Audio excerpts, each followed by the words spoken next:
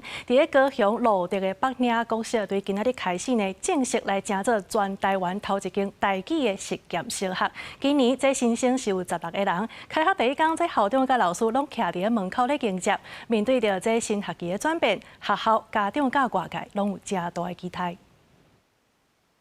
进来考早，回家考早。新学期开学的第一天，北岭国小校长徛伫大门口，甲囡仔互相用台语讲高早。经过一年的筹备，也有顶学期来试杀用台语教课。对114学年度开始，北岭国小正式乘做全国头一间台语实验小学。面对新学期的转变，无论是家长也是囡仔，拢认真看待，欢喜学习。 咱这个双语不是所谓让你讲英语甲国语，是咱这个台语甲国语，所以我真支持这种做法，因为咱会当咱本土的一寡母语吼，推动学咱这个囡仔吼，受益蛮多的啦。就是一开始不太会讲到，可以到上台演讲，或是用学校的广播去念一些台语的演讲稿这样。那么你就好胜，那好胜啊，因为。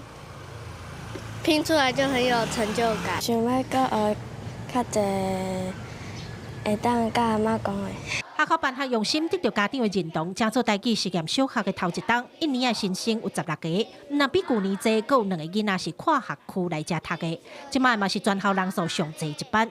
教育局表示，目前拢总投入900万的经费，这学期有4位台语专业师资来协助教课。大连教材也伫咧审议委员的建议下，一摆搁一摆来调整修改。课程的教材全面来重新来编写，去融合咱的台湾的文化特色。